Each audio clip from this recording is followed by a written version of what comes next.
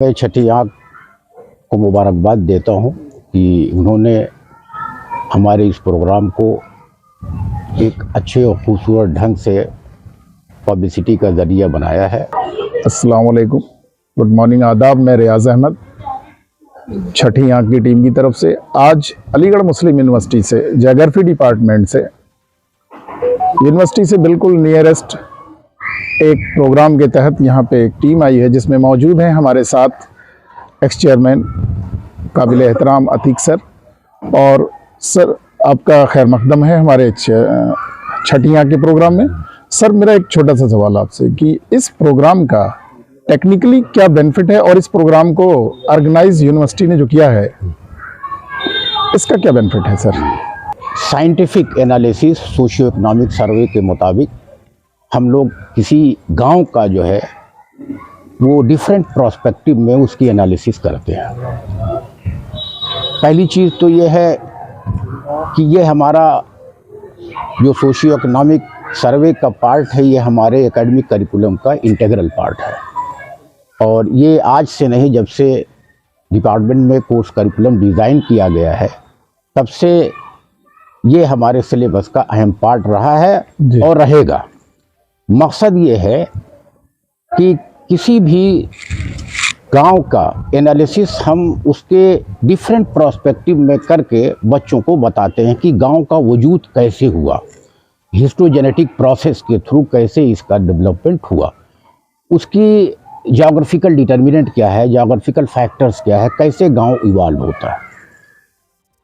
तो उसको उसमें तारीख़ी लिहाज से, ज्योग्राफिकल फैक्टर्स की वजह से, social factors, religious factors, economic factor, बहुत से ऐसे फैक्टर है जो किसी न किसी गांव को के इवोल्यूशंस में अहम रोल अदा करते हैं। आज हम लोग इस रटगांवा, एक गांव जो यूनिवर्सिटी से करीब 5 किलोमीटर की दूरी पे है, हमें ये देखना है कि इस गांव का इवोल्यूशन जो है ज्योग्राफिकल में है या सोशल है, इकोनॉमिक या रिलीजियस, किस डिटर्मिनेंट के थ्रू ये हुआ है। फिर हम दो मॉडल को टेस्ट करते हैं। जी सर। एक रिलीजियस रिचुअल मॉडल और दूसरा secular dominance model. Religious rituals model के तहत हमने देखा कि बहुत से गांव ऐसे हैं कि किसी एक रिलीजियस जो सैंक्टिटी है किसी भी रिलीजियस प्लेस का, चाहे वो मंदिर हो, चाहे वो मस्जिद हो, चाहे वो चर्च हो, चाहे गुरुद्वारा हो, उसी के इर्द गिर्द सेटलमेंट का इवोल्यूशन शुरू होता है। और दूसरा जब हम पैटर्न देखते हैं तो इसमें डिफरेंट टाइप की सोशियो इकोनॉमिक एक्टिविटीज़ को कैरी आउट करने के लिए समाज के डिफरेंट स्टेटा इन्वॉल्व होते हैं। वो पहली चीज़ तो यह है कि जो रिलीजियस रिचुअल्स, जो इंस्टीट्यूशनल डिटर्मिनेंट है, चाहे वो मंदिर हो, मस्जिद हो, या गुरुद्वारा हो या चर्च हो, उसी के इर्द गिर्द जो है उन लोगों का सेटलमेंट होता है जो उसमें अपना स्पिरिचुअल पार्ट पढ़ाते हैं। उसके बाद जो है इकोनॉमिक एक्टिविटीज़ करने के लिए दूसरा एक ग्रुप होता है जिसका नाम क्षत्रिय।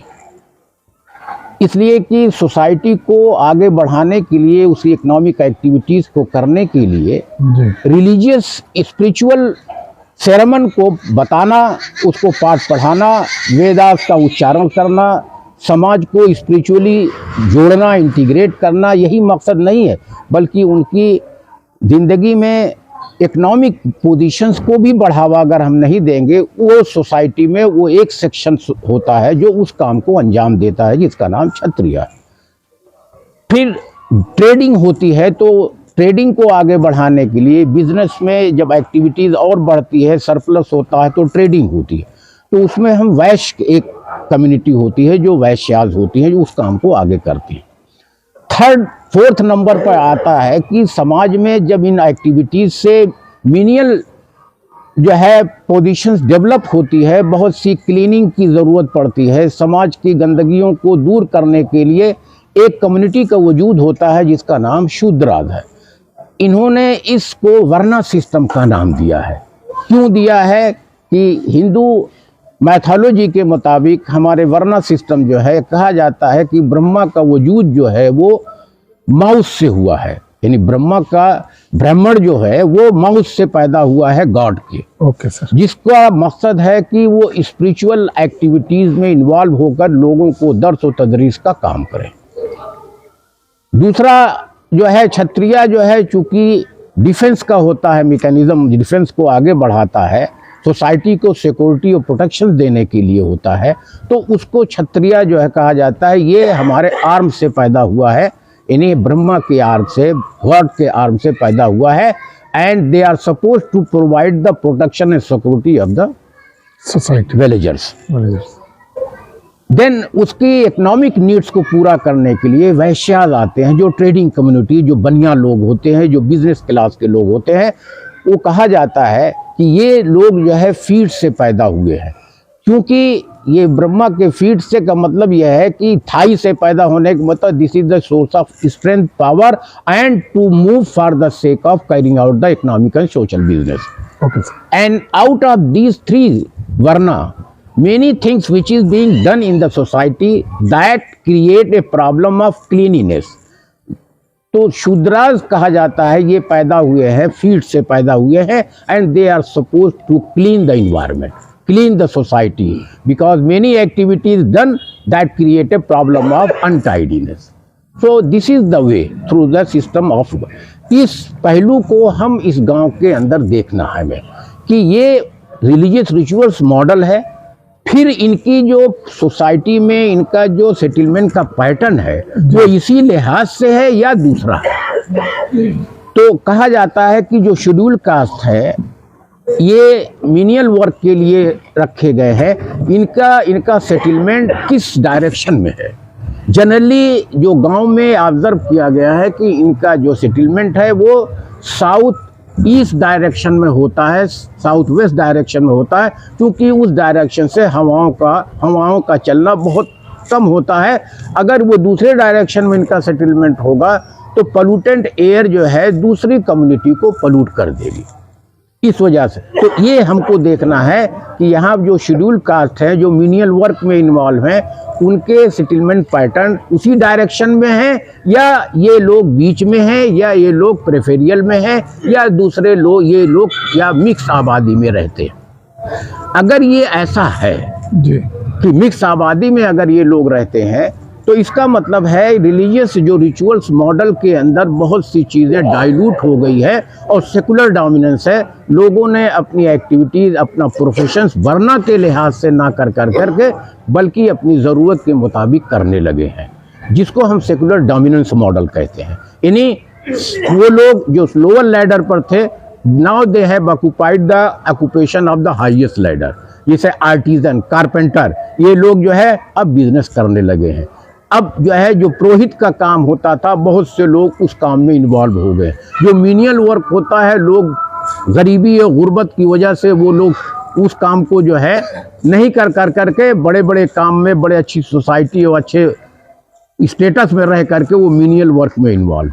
ये तो एक सोसाइटी का रिलीजियस रिचुअल्स मॉडल का टेस्टिंग हमको यहाँ आकर करना है, जो हमारे सोशियो इकोनॉमिक का एक अहम पार्ट है, एक मकसद है। दूसरी चीज़ जो है हमें ये देखना कि after independence government of India ने बहुत से प्रोग्राम जो है शुरू किया है for the welfare and development of the villagers.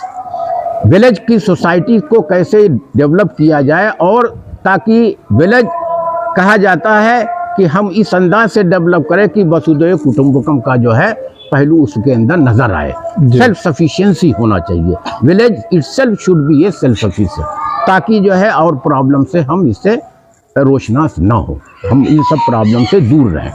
तो ये हमको देखना है कि गवर्नमेंट की जो योजनाएं हैं, जैसे mid day meal, education development के लिए मिड डे मील का प्रोग्राम गवर्नमेंट ने शुरू किया। हमें देखना है कि उससे कितना ड्रॉप आउट्स कम हुआ है, कितना बढ़ा है, और ये प्रॉपर इसका एग्जीक्यूशन हो रहा कि नहीं हो रहा, ताकि उस जो एग्जैक्ट बेनिफिशरीज है उसको वहाँ तक उस चीज़ों को मिल रहा है कि नहीं मिल रहा है। एक तो ये एक एनालिसिस होगी।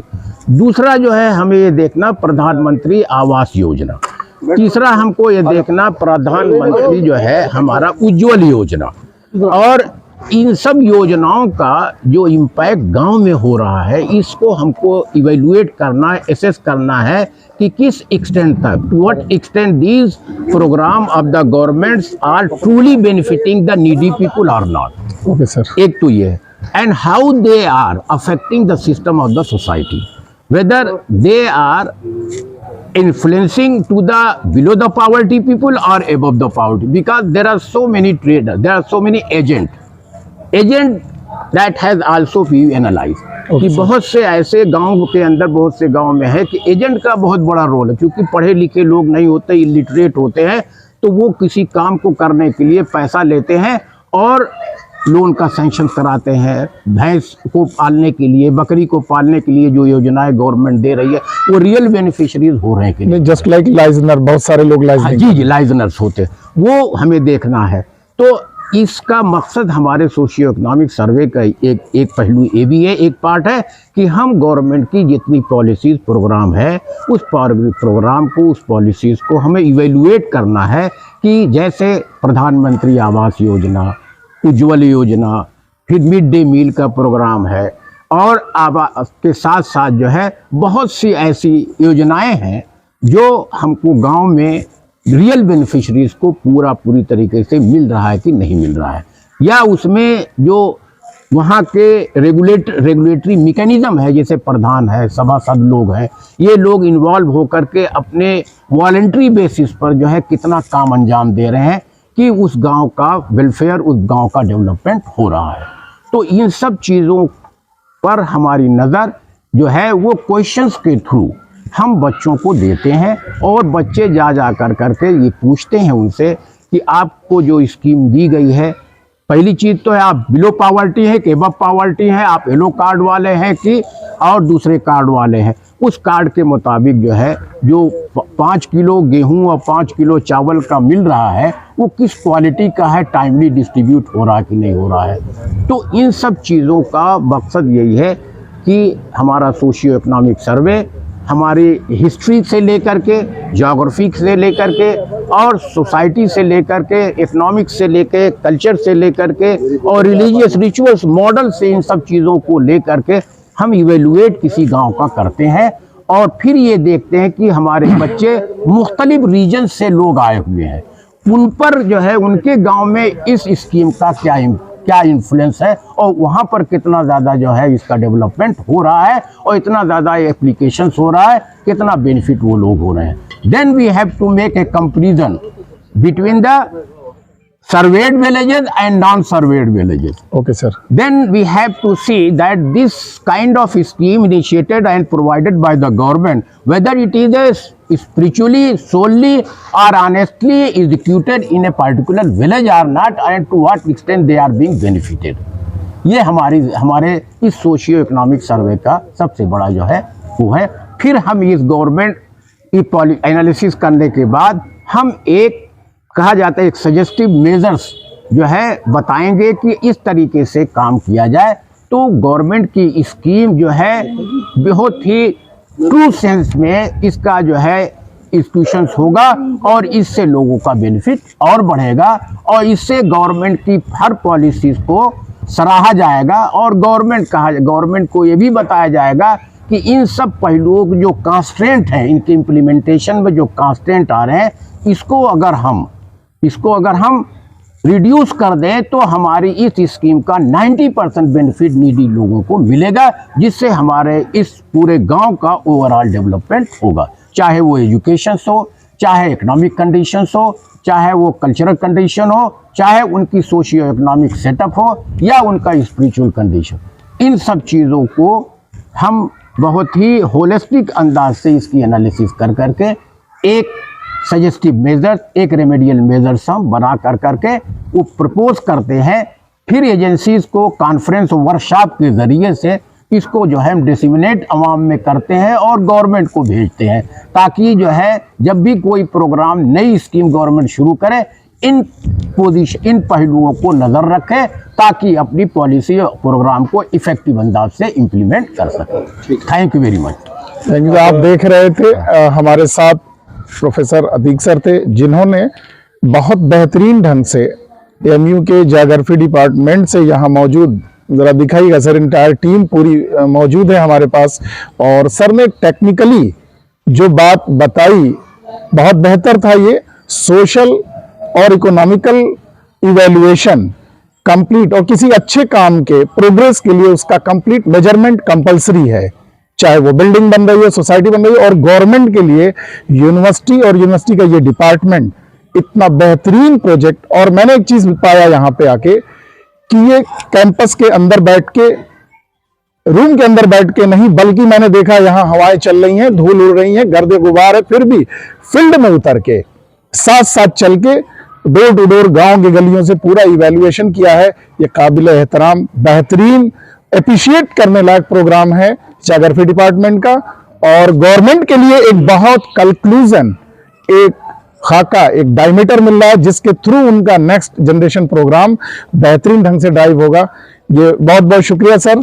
और मैं बहुत ही अप्रिशिएट करता हूं इस ज्योग्राफी डिपार्टमेंट की इंटायर टीम को, जिन्होंने इस धूल धक्कड़ में निकल के, लोग कहते हैं बंद कमरों में बैठते हैं, नहीं, आज ये अच्छा लगा मुझे कि इस गर्द गुबार में भी बेहतरीन इवैल्यूएशन किया है, रूरल और अर्बन का मिला के इन्होंने। Thank you so much sir.